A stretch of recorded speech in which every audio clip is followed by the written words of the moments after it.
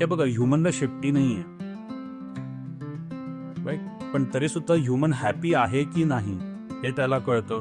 ह्युमनला त्यांच्यासारखे असे erected years किंवा फ्लॉपी इयर्स नाही आहेत, पण तरी सुद्धा ते बॉडी लँग्वेज आपली रीड करू शकतात. नोईंगली अननोईंगली काय होतं ना, घरातला एक व्यक्ती असतो जो त्याला ही लिडरशिप देतो.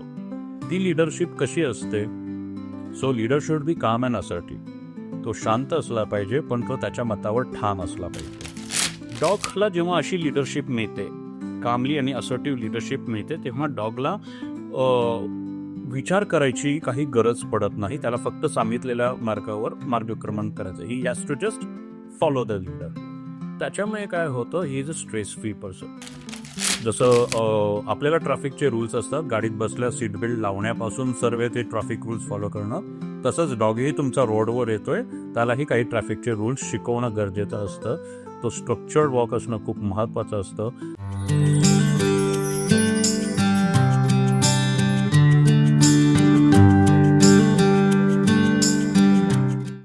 नमस्कार प्रेक्षक हो, आपलं स्वागत आहे स्वतःसाठी या आपल्या मराठी पॉडकास्टमध्ये.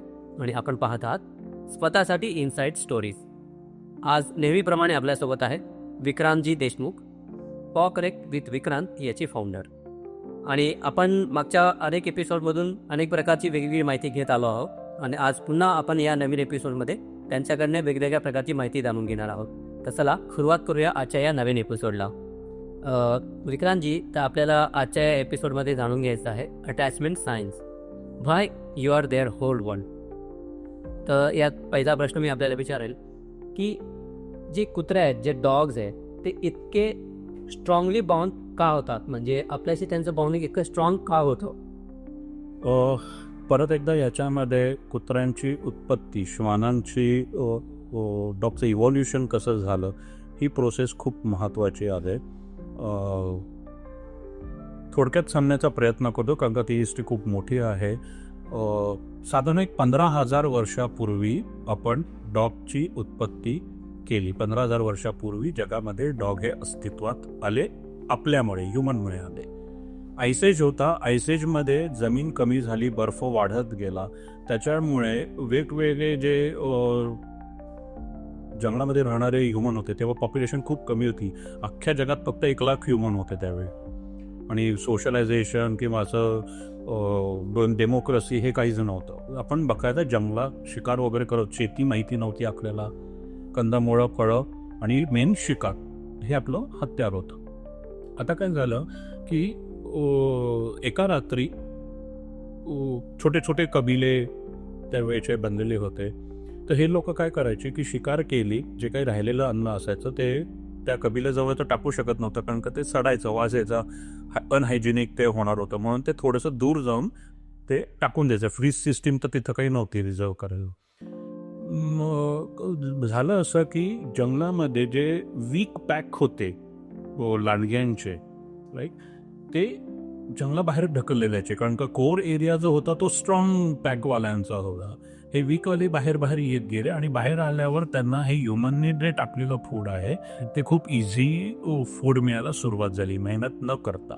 सो वुल्फ कुत्र्यापेक्षा खूप मोठा प्राणी, राईट, पण आता त्याला शिकार करायची गरज राहिली नव्हती. त्याच्यामुळे त्याची साईज इव्हेंच्युअली हळूहळू कमी होत गेली. एका रात्री अचानक तिथे एक प्रेडिएटर आला. मारामारीचा आवाज त्या कबिल्यातल्या लोकांना आला. ते जागे झाले, बट ऑब्वियस अटॅक झालाय, कुठल्या तरी शिकारी प्राण्यांनी हल्ला केलेला हे क्लिअर होतं. पण तो हल्ला कबिल्यावर पण नव्हता, पण लांबून आवाज येत होता. थोड्या वेळाने जेव्हा ते सगळं शांत झालं, हे गेले, बघितलं, तर त्यांच्या लक्षात आलं की लांडगे जे आहेत ते आपल्याबरोबर राहत आहेत. तोपर्यंत त्यांना माहिती पण नव्हतं की हे असं काही होतंय म्हणून. आणि मग तिथे काही मेले होते त्या मारामारीमध्ये, काही इंजर्ड झाले होते, काही पप्पी राहिले होते. मग त्यांचं हे लक्षात आलं की अरे, हा अटॅक आपल्यावर होणार होता, की हे हित होते, म्हणून आपण वाचलो. मग त्यांनी काय केलं, त्यातले जे ह्युमन फ्रेंडली होते त्यांना त्यांनी घेतलं, ॲज अ पेट त्यांनी ठेवलं, आणि जे ह्युमन फ्रेंडली नव्हते, जे ॲग्रेशन दाखवते, त्यांना त्यांनी मारून टाकलं. ठीक आहे. सिमिलर ही अशीच गोष्ट होत गेली. त्यांचं ब्रीडिंग होत गेले. जे ॲग्रेशन दाखवायचे त्यांना मारून टाकायचे, जे ह्युमन बरोबर फ्रेंडली होते त्यांना ते पाळायचे. या पद्धतीने ते सगळ्या गोष्टी होत होत्या. सो बेसिकली जो ह्युमनशी बॉन्ड करू शकत नव्हता त्यांना मारून टाकलं गेलं. ज्यांचा बॉन्ड झाला, जिथं ऑक्सिटोसिन रिलीज व्हायला सुरुवात झाली एकमेकांमध्ये, त्यांना सांभाळलं गेलं. पुढे जाऊन आयसेजमध्ये कमी जमीन झाल्यावर वेगवेगळ्या कॉन्टिनेंटमधले 6 वुल्फ जे आहेत ते एकत्र आले.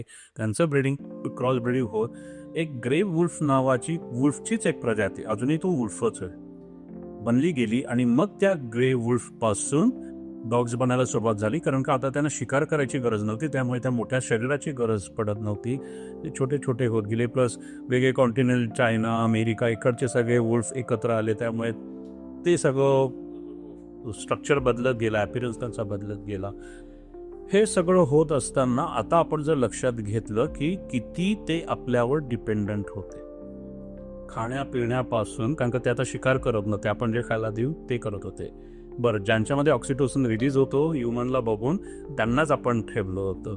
त्याच्यामुळे हे खूप महत्त्वाचं झालं. बेसिकली हा हॉर्मोन इतका महत्त्वाचा होऊन गेला की हळूहळू डॉग ही स्पीशी पूर्णपणे, अजूनही ही पूर्णपणे आपल्यावर अवलंबून आहे. तुम्ही कॅट पाळा, तुम्हाला लक्षात येईल काही फरक नाही पडत. ती जाईल, हुंदडेल, नाही खायला घातलं ती तिची उंदरांना मारेल, काय घराबाहेर जाईल, शेजारच्याचं दूध पिऊन येईल, काही करेल. She is not dependent on you. ती बघेल तिचं. इतर पण बघा, if they are not captive तर सेल्फ मेड. पण डॉग तसा नाही आहे. रस्त्यावरचा कुत्रा तुमच्या मागे येतो अपेक्षेने की तुम्ही खायला घ्यायला. He still dependent on us. So basically ही उत्पत्ती जी आहे, जी आपल्यामुळे झाली, त्याच्यामुळे हा बॉन्ड स्ट्रॉंग होत गेला. बेसिकली आई आणि मुलाचा, आपण त्यांचे आईबाप आहोत, आपण त्यांना जन्माला घातलेलं आहे. सो जे पॅरेंटचं आणि मुलांचं रिलेशन असतं, ॲटलिस्ट आपण म्हणून सुरुवातीच्या काळात तसा तो प्रकार असतो. दुसरी गोष्ट, आपण दोघेही सोशल स्पीशीज आहोत, सामाजिक प्राणी या वर्गामध्ये आपण मोडतो. आपण एकटे राहू शकत नाही, डॉग पण आणि कुत्रा पण, आपण पण. आणि मग जेव्हा एक डॉग माणसांमध्ये येतो तेव्हा तो माणसाला माझे मालक, माझे पेट पॅरेंट म्हणून तो बघत नाही. तुम्ही कितीही काही म्हणत आहे, माझा कुत्रा किंवा माझा पेट, त्याला ह्या कन्सेप्टच नाही माहिती. तो बघतो हे माझं कुटुंब. कारण का तो सोशल आहे, तो एकटा नाही, त्याच्याकडे ऑपॉर्च्युनिटी नाही आहे. त्याला जर ऑपॉर्च्युनिटी मिळाली दुसऱ्या डॉग बरोबर हे करायची. तुम्ही बघा, मी नेहमी हे सांगतो की बऱ्याचदा लोक काय करतात ना, की एका डॉगला कोणतरी साथी पाहिजे म्हणून एका वेळेला 2 पपीज घेऊन येतात. आणि मग लक्षात येतं की अरे त्या दोघांचंच चालतंय, माझं त्यांचं बॉन्डिंगच नाही. There is a process. असं करायचं झालं तर तुम्हाला खूप विशेष प्रयत्न करायचे असतात जाणीवपूर्वक. कारण का त्यांची भाषा एक आहे. सो मी अशा देशामध्ये गेलो जिथे त्यांची मातृभाषा, कुठली भाषा मला येत नाही आणि माझी कुठलीही भाषा त्यांना येत नाही. What I will do, I will try my best to understand their language. मी त्यांचा मे बी अभ्यास करण्याचा प्रयत्न करेल, खाना कोणा पिक्चर दाखवून काहीतरी कम्युनिकेट करून. कारण का मी सोशल प्राणी, मी नाही एकटा राहू शकत बाबा. आहे लँग्वेज बरेल सगळं, पण मी हा एफर्ट्स टाकेल. आणि अचानक मला कळलं की माझ्या शेजारी माझ्याच मातृभाषेचा माणूस राहायला आला. आता मी काय, I will spend maximum time with that गाय. मग आता मी हे प्रयत्न सोडून, कारण का परत एकदा कॉमन इंटरेस्ट हा एक बॉन्डिंगचा एक प्रकार झालेला आहे. डॉगकडे तो ऑप्शन नसतो, त्याच्यामुळे तो सोशली तुमच्याशी बॉन्ड झालेला असतो. नंतर त्याचं एक दुसरं मेन कारण आहे की कारण डॉगची उत्पत्ती आपल्याबरोबर झालेली आहे. आपण त्यांना इव्हॉल्व केलेलं आहे, त्यांच्या जन्मापासून ते आपल्याबरोबर वाढलेले आहेत. त्यामुळे ह्युमनची बॉडी लँग्वेज समजणं हे त्यांच्यासाठी सोपं झाले. हे बघा, ह्युमनला शेपटी नाही आहे, राईट, पण तरीसुद्धा ह्युमन हॅपी आहे की नाही हे त्याला कळतं. ह्युमनला त्यांच्यासारखे असे इरेक्टेड इयर्स किंवा फ्लॉपी इयर्स नाही आहेत, पण तरीसुद्धा ते बॉडी लँग्वेज आपली रीड करू शकतात, राईट. या सर्व गोष्टींमुळे, कारण का ही एक सहजता निर्माण झालेली असल्यामुळे compare to other animals in the world, हा स्ट्रॉंग खूप इझिली बनला गेला. पण मग ते एकाच व्यक्तीकडे जास्त अटॅचमेंट कसं होतं त्यांचं, अटॅचमेंट असं एखाद्या व्यक्तीकडे पर्टिक्युलर का होतं म्हणजे? ओके, डॉग हा बॅक स्ट्रक्चरमध्ये राहणारा प्राणी आहे. सो बेसिक पॅकचा रूल आहे की there should be one leader. Right. परत एकदा मी तुम्हाला सांगेल की हे इव्हॉल्युशन पासूनची गोष्ट आहे. ह्या केसमध्ये सुद्धा वुल्फ हे त्यांचे जेनेटिकल हे झाले, अँसेस्टर्स झाले. तेही पॅक स्ट्रक्चरमध्ये राहत होते, त्यांचाही लीडर होता आणि त्या लीडरसाठी सगळा पॅक काम करायचा, त्याच्या डायरेक्शनमध्ये ते सगळे काम करायचे. राईट. त्याच्यानंतर ते जेव्हा ह्युमन सोसायटीमध्ये राहायला लागले तेव्हाही आपल्याकडे इलेक्शन वगैरे प्रकार नव्हता. कबिल्याचा एक सरदार असायचा, जो स्ट्रॉंग असेल तो सरदार, मग ते मंत्री संत्री असा तो एक प्रकारचा, तशी ते पॅक स्ट्रक्चरच ते तिथेही होतं. तर त्यांनी तिथेही तोच अनुभव घेतला. सो जेनेटिकली माझ्यामध्ये इन्स्टिंग पॅक स्ट्रक्चरचं, हायरार्कीचं स्ट्रक्चर, माझं अपब्रिंगिंग हायरार्कीने होत होतं. राईट. त्याच्यामुळे एका राजासाठी काम करणं, राईट, मी त्याच्याप्रती लॉयल राहणं, हा नैसर्गिकपणे आलेला तो गुणधर्म आहे. नोईंगली अननोईंगली काय होतं ना, घरातला एक व्यक्ती असतो जो त्याला ही लिडरशिप देतो. ती लिडरशिप कशी असते? सो लीडर शुड बी काम अँड असर्टिव्ह. तो शांत असला पाहिजे, पण तो त्याच्या मतावर ठाम असला पाहिजे. तुम्ही कुठल्याही क्षेत्रातला लीडर बघा, कुठल्याही एंटरटेनमेंट, स्पोर्ट्स, कॉर्पोरेट्स, जे कोणी आयकॉन्स आहेत, लीडर्स आहेत, you will find them very calm and very assertive person. Right. Calmness gives you ability to think appropriately, situation काय वगैरे समजून तसा अप्रोप्रिएट डिसिजन घेण्याची ॲबिलिटी तुम्हाला देते. आणि असर्टिव्हनेस, ठामपणा, घेतलेल्या निर्णयावर ठाम राहणं, हा असर्टिव्हनेस तुम्हाला कपॅबिलिटी देते to implement on decision taker. Decision घेणं ही वेगळी प्रक्रिया, घेतलेलं डिसिजन अंमलात आणणं ही दुसरी प्रक्रिया आहे. आता इथे काय होतं, डॉगला जेव्हा अशी लिडरशिप मिळते, कामली आणि असर्टिव्ह लिडरशिप मिळते, तेव्हा डॉगला विचार करायची काही गरज पडत नाही. त्याला फक्त सांगितलेल्या मार्गावर मार्गक्रमण करायचं. He has to just follow the leader. त्याच्यामुळे काय होतं, he is a stress free person. जर तुम्ही बघितलं, लीडरची संख्या डॉग पॅकमध्ये आणि फॉलोअर्सची संख्या हे जर केलं तर खूप जमीन आसमानचा फरक आहे. कारण का 10-15 कुत्र्यांच्या मागे एक लीडर मिनिमम आपण जर कन्सिडर केलं. सो जर टोटल फॉलोअर्स जर बघितलं, त्यांची संख्या ही मच हायर आहे compare to the natural leader, जे नॅचरली ज्यांना लीडर व्हायचं आहे. राईट. त्याच्यामुळे काय होतं की ते ना काम आणि स्ट्रेस फ्री राहतात, की माझ्या डोक्याला ताप नाही बाबा, हा सांगेल ते करायचं, and he is capable person, I am safe, तो खायला प्यायला घालणार, सगळं काही माझं व्यवस्थित होणार, सो मला काळजी करायचं गरज नाही आहे. याच्यामुळे सुद्धा काय म्हणते, बॉन्डिंग वाढायला हे होतं. आता ही हायरार्की असल्यामुळे जरी माझं प्रेम आहे सगळ्यांवर आहे, राईट, मला ते मंत्री वगैरे मी सगळ्यांशी लॉयल आहे, पण अल्टिमेटली मी काम कोणासाठी करतो, अल्टिमेटली मला समजतो कोण, right, who is assertive, right, that leader. Right. दुसरं होतं की तो लीडर जो असतो तो मला माझ्या सर्व गरजा भागवतोय की, आणि त्याच्यासाठी मला करायचंय काय, मला फक्त त्याची आज्ञा पाळायची आहे. जर मी त्याची आज्ञा पाळली, त्याच्या मनासारखं जर मी राहिलो, बरं ते पण असं काही नाही की तो लीडर आवाच्या सवा काय पण अपेक्षा धरतोय आणि काय पण करायला सांगतो. सो व्हेरी नॉर्मल नॅचरल गोष्टी तो अपेक्षित धरतोय माझ्याकडनं. आणि जर मी तसं केलं तर तो मला फिरायला नेतो, तो माझ्याबरोबर खेळतो, तो मला मसाज देतो, तो मला साफसुथरं ठेवतो, तो मला सुरक्षा देतो, तो मला खायला प्यायला देतो. So it's like a big deal for that dog. Right. So but obvious मग जेव्हा अशी सिच्युएशन येते जेव्हा माझ्या सर्व गरजा ती एक व्यक्ती भागवते आहे, अच्छा. राईट, ती व्यक्ती जेन्युइन आहे, ती व्यक्ती केपेबल आहे, मग मी कशाला इकडं तिकडं दुसरीकडं जाऊ. अँड दॅट्स हाऊ पॅक स्ट्रक्चरमधली हायरार्की, त्याचं झालेलं अपब्रिंगिंग, प्लस त्याला मिळालेली ही लिडरशिप, हे सगळे त्याला डायरेक्ट करतात to be a one man dog. Right. याचा अर्थ तो फॅमिलीचा नसतो असं नाही. राईट. पण जर ती व्यक्ती तिथं उपस्थित असेल तर तो त्यालाच फॉलो करतो.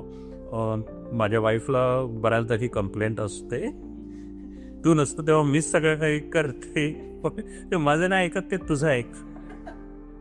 हो ना, म्हणजे अगदी माझ्याकडे पेट आहे माझा, ते पण असंच होतं, म्हणजे नेमका तो माझ्याकडेच जास्त अट्रॅक्ट असतो किंवा माझं जास्त ऐकतो. अगदी सेम माझ्याबरोबरही असं घडलंय. राजा मला जर सांगतो एखादं काम तर मी मंत्र्याचं कसं काय ऐकणार. हा, राजा नसताना ऐकेल बाबा, जी काय नेक्स्ट हायरार्की कोण असेल ऐकेल मी त्याचं. आणि एक महत्त्वाचा मुद्दा आहे तो म्हणजे सेपरेशन एन्झायटी. म्हणजे नेमकं ते का निर्माण होतं त्यांच्यात? ओके, आता एक गोष्ट आपण ही लक्षात घेतली पाहिजे की हे ना मनुष्याच्या जगात होतं की वडील कामाला गेलेत, आई मार्केटला गेली, भाऊ बहीण शाळा कॉलेजला गेलेले आहेत, राईट. पण हे डॉग्सच्या जगामध्ये, त्यांच्या कुटुंबामध्ये असं होत नाही. तो लहान पप्पी असेल किंवा तो वयस्कर असेल, ते जिथे कुठे जायचं ते सगळे एकत्रित जातात. मग सकाळचा तो टेरिटोरियल वॉक असेल, सकाळ संध्याकाळचा जेवण शोधणं असेल, प्रोटेक्शन असेल, त्यांच्या गल्लीचं प्रोटेक्शन, टेरिटरीचं प्रोटेक्शन, काही करायचं झालं ते सगळे एकत्र असतात. ते त्यांना ही कन्सेप्ट नाही माहिती सोशलायझेशनची की बाबा फॅमिली मेंबर्स हे विभक्त होतात आणि काही काळानंतर परत ते एकत्र सुद्धा येतात. आता जेव्हा आपण हे पप्पी असताना त्याला हे शिकवत नाही की ह्युमनच्या सोसायटीत काय सामाजिक संरचना आहे, काय होतं, तेव्हा नॅचरली त्याला असं वाटतं की बाबा माय पॅट मेंबर्स, एक तर ते बाहेर गेलेत, मी घरी एकटा राहिलोय, माझ्या जीवाचं काय?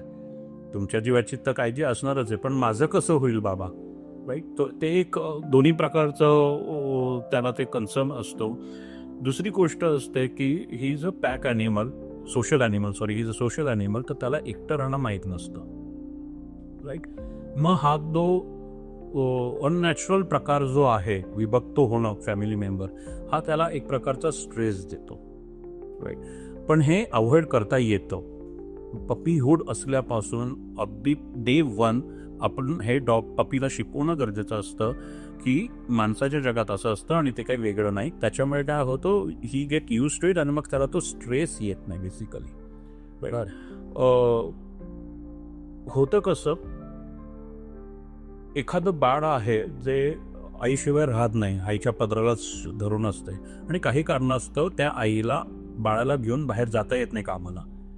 तेव्हा जी काय करते, बाळातून नीट राहा, त्रास देऊ नको असं करते, का कोणतरी त्या बाळाला डायव्हर्ट करतं त्याचं अटेन्शन आणि न सांगता आई गपचूप निघून जाते, बरोबर. अनफॉर्च्युनेटली आपल्याकडे ते होत नाही. आपण टाटा बाय बाय ह्या सगळ्या गोष्टी करतो आणि we get vanish, right. So त्यांनी काय होतं की नाव dog will start missing you more, right. So त्यांनी पण अँझायटी अजून वाढते, राईट. दुसरी गोष्ट, आल्यावर सुद्धा तुम्ही परत डॉगला ग्रीट करता, त्याच्यामुळे तुमचं प्रेझेन्स त्याच्याजवळ असणं हा त्याच्यासाठी सगळ्यात आनंददायी अनुभव बनतो आणि तुम्ही त्याच्याजवळ नसता तेव्हा त्याच्यासाठी तो सगळ्यात त्रासदायक अनुभव बनतो, ज्याच्याने त्याला ती अँझायटी येते, तो एक प्रकारचा स्ट्रेस येतो. सो बेसिकली हा सामाजिक संरचनेचा प्रकार आहे. एका वेगळ्या सामाजिक संरचनेत वाढलेला प्राणी दुसऱ्या सामाजिक संरचनेतल्या प्रजातीबरोबर वाढतो, पण त्याला याचं मार्गदर्शन केलं गेलं जात नाही. त्यामुळे एक प्रकारचा मानसिक तणाव त्याच्यामध्ये येतो. त्या तणावाचं कारण सेपरेशन असतं, म्हणून त्याला सेपरेशन अँझायटी असतं म्हटलं जातं. जी स्ट्रॉंग बॉन्डिंग असते, म्हणजे त्यासाठी काय असे डेली रिच्युअल्स असतात का? म्हणजे ते कुठले नेमके, ते आम्हाला सांगाल का प्लीज? सगळ्यात पहिले एक्सरसाइज वॉक हा मी म्हणतो एक खूप मोठं रिच्युअल आहे डॉगच्या जगामध्ये. मी नेहमी एक्झाम्पल देतो स्ट्रीट डॉगचं, राईट. तुम्ही जर स्ट्रीट डॉगला ऑब्झर्व केलं तर तुमच्या लक्षात येईल की एक डॉग म्हणून ह्युमन सोसायटीच्या पॅरलली जगतोय. त्या डॉगच्या आयुष्यात ह्युमनचा खूप मिनिमम इंटरफिअरन्स आहे. मग तो डॉग पॅथ काय करतो, एक डॉग म्हणून कसा राहतोय तो, राईट, पॅरल टू ह्युमन सोसायटी. सो सगळ्यात पहिले सकाळी तो त्याच्या टेरिटरीचा वॉक घेतो. म्हणून सकाळी उठल्याबरोबर डॉगनी सगळ्यात पहिले काय केलं पाहिजे, तर त्यांनी वॉक घेतला पाहिजे. सो सकाळी उठा, डॉगला पाणी खाणं काय नाही, लिश लावायची आणि एक स्ट्रक्चर्ड वॉक, स्ट्रक्चर्ड नियमातला वॉक पाहिजे. डॉग पुढं चालतोय, इकडं तिकडं ओढतोय, कसं पण लेफ्ट राईट करतोय, नाही. स्ट्रक्चर्ड वॉकला खूप महत्व आहे. एक शिस्त असणं खूप महत्वाची आहे.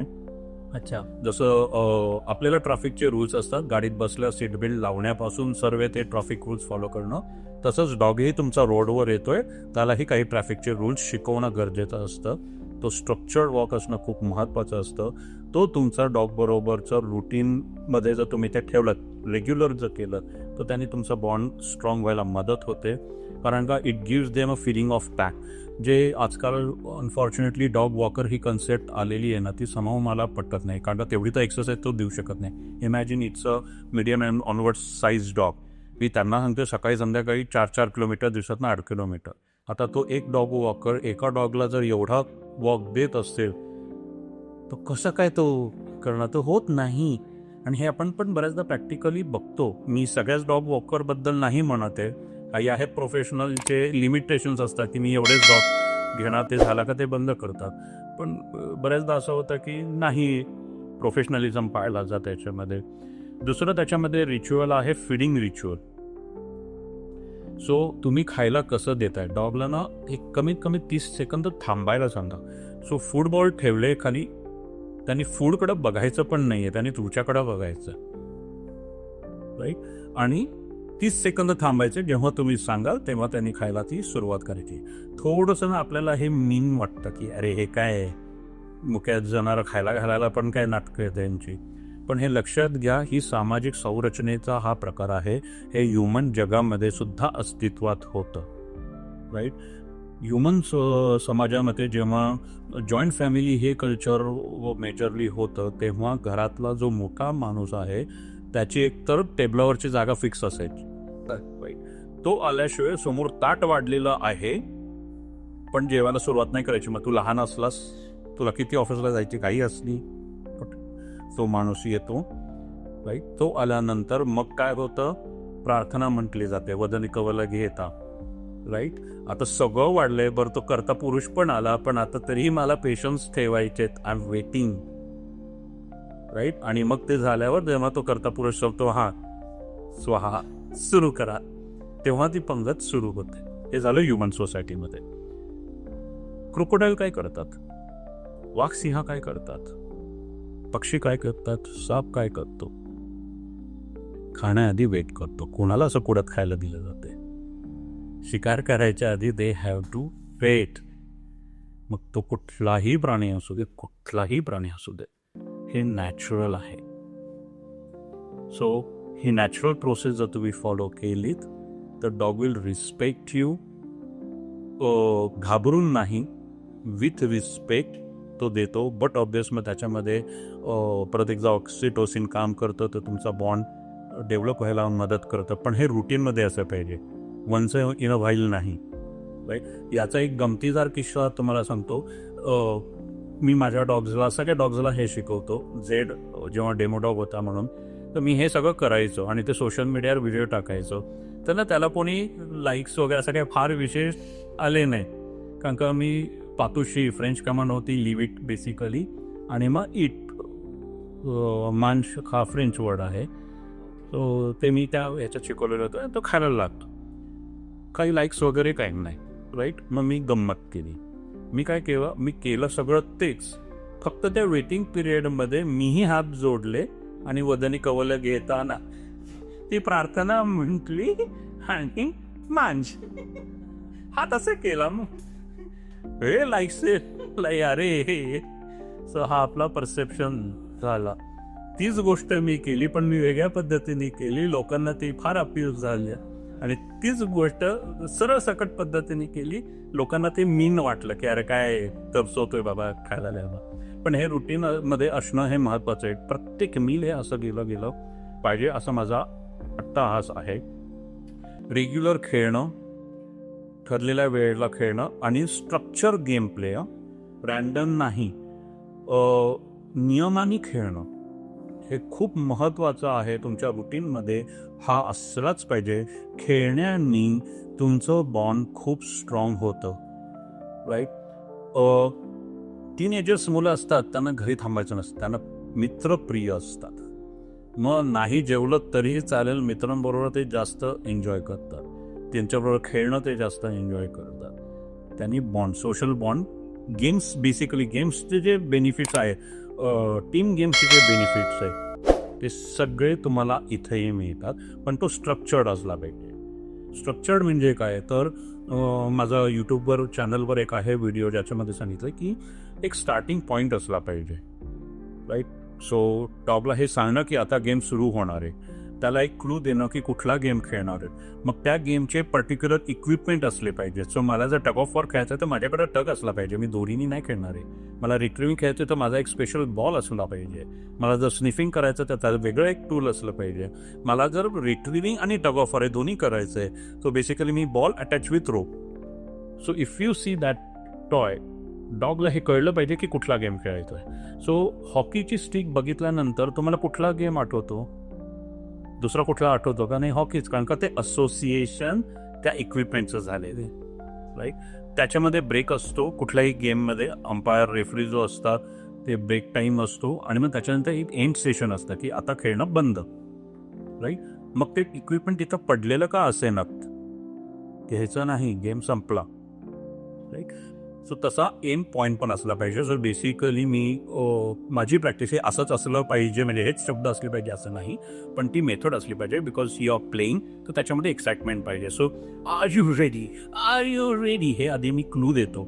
दिस क्लू इज लाईक, आणि ह्या एक्साइटिंग टोनमध्ये देतो. कारण का डॉगला मी कामली कसं एन्जॉय करायला सांगू, game should be in excitement only ना, मजा काय येणार आहे त्याच्याशिवाय. सो मी त्याला ती एक्साइटमेंट देतो आणि are you ready is a clue की आपण गेम खेळणार. Then I show him a toy. तोपर्यंत तो त्याच्या क्रेटमध्ये असतो, राईट. सो मी त्याला टॉय दाखवतो. ते टॉय दाखवल्यानंतर त्याला जे शिकवलेले नियम आहेत ते सगळे त्याला आठवतात. क्रिकेटची बॅट बघितल्या मला हॉकीचे नियम नाही आठवत, मला त्या गेमचेच नियम आठवतात. तर मी हे त्याला मेंटली प्रिपेअर करतो की आपण काय काय करणार आहे. त्याचा अराउजल लेवल मी वाढवतो, म्हणजे खेळण्याची इच्छा ती मी वाढवतो. मग त्याला मी क्रेटमधनं सोडतो आणि मग ते गेम सेशन्स होतात. मग मध्ये ब्रेक घेतला जातो. मग त्या ब्रेकमध्ये परत एकदा मी लीडर आणि तो फॉलोअर बनतो. मग मी त्याच्याकडनं कमांड करून घेतो, सीट डाऊन्स, ते काय जे काय कमांड असते. आणि मग रिवॉर्ड काय झाला, गेम परत सुरू करणं. जरुरी नाही की मला ट्रीट पाहिजे. Treat is one of the form of reward, not the only reward. Reward काय आपण शिकलो ऑपरंट कंडिशनिंगमध्ये, डॉगला जे पाहिजे ते त्याला देणं, त्याला जे नको आहे ते न देणं. सो त्याला खेळायचं आहे, मी खेळणं सुरू करतो. त्याने काय होतं, डॉग ॲक्टिव्हली आणि खूप हॅपीली तुमच्या कमांड्स पास घ्यावं लागतो. कारण का त्याला माहिती आहे जेवढ्या लवकर ऐकेल तेवढ्या लवकर गेम सुरू होणार आहे, राईट. आणि मग ऑल डन हा टोन महत्त्वाचा, शब्द नाही. सो सुरुवात कशी केली, आर यू रेडी, जेव्हा मला गेम सुरू करायचा आहे. आणि एन कसा केला, ऑल डन, टोनमधला फरक. आणि मग ते टॉय त्याच्या नजरेत नाही पडणार असं ठेवून राहा. विथ द प्रॅक्टिस त्याच्या लक्षात येतं ऑल डन झालं, आता हा माझ्याबरोबर खेळणार नाही, तो त्याचा खेळ. मग मी माझा तो बॉल खेळत राहील, पण ही नोज आता तो माझ्यावर नाही खेळणार, तो येणार नाही ना तो ना. हे स्ट्रक्चर्ड गेम मी याला म्हणतो, हे असणं गरजेचं असतं. त्याने ॲक्च्युअल बॉन्ड बनतो. रॅन्डम प्लेनी फाईट्स होतात. ज्या गेममध्ये रूल्स रेग्युलेशन्स नाही आहेत, रॅन्डमली मनाला वाटेल ते चालतं, तिथं भांडणं होतात, तिथं बॉन्ड करू शकत. सो असे काही रिच्युअल्स आहेत. स्लीपिंग टाईम, मील टाईम, वेळ पाळणं हे खूप खूप महत्त्वाचे आहे. ती जागा फिक्स असणं हेही बॉन्डिंगचं एक प्रकार आहे. आउटडोर डॉग्स असतात, घराबाहेर पिंजऱ्यामध्ये सपोज ते असती, बॉन्ड कमी नाही होत त्याच्याने. तुम्ही काय शिकवलं बेसिकली, तुम्ही त्याला ते आवडलं गेलं पाहिजे, फोर्सफुली नसलं पाहिजे, पण ते त्याला आवडलं, ते असोसिएशन पॉझिटिव्हली होणं गरजेचं आहे. Dog has no problem with it. कुठला लीडर त्याच्या फॉलोअरसाठी 24 तास अवेलेबल असतो, आणि आपण काय करतो, 100% of time we are available for talk. Quality time is important, not quantity time. जर तुम्ही हे करू शकला तर तुमचं बॉन्डिंग या रुटीनमध्ये केलं, that routine will develop the bond with your dog. धन्यवाद हिद्रांजी. ही माहिती जी आपण दिलीत ही आपल्या प्रेक्षकांना खूप उपयोगी पडणार आहे. तर प्रेक्षक कसा वाटला आपल्याला हा एपिसोड, आम्हाला नक्की कळवा कमेंट्समध्ये. आणि लाईक करा, सबस्क्राईब करा आणि शेअर करायला विसरू नका. पाहत रहा स्वतःसाठी आपला मराठी पॉडकास्ट. लवकरच भेटूयात नवीन एपिसोडमध्ये. धन्यवाद.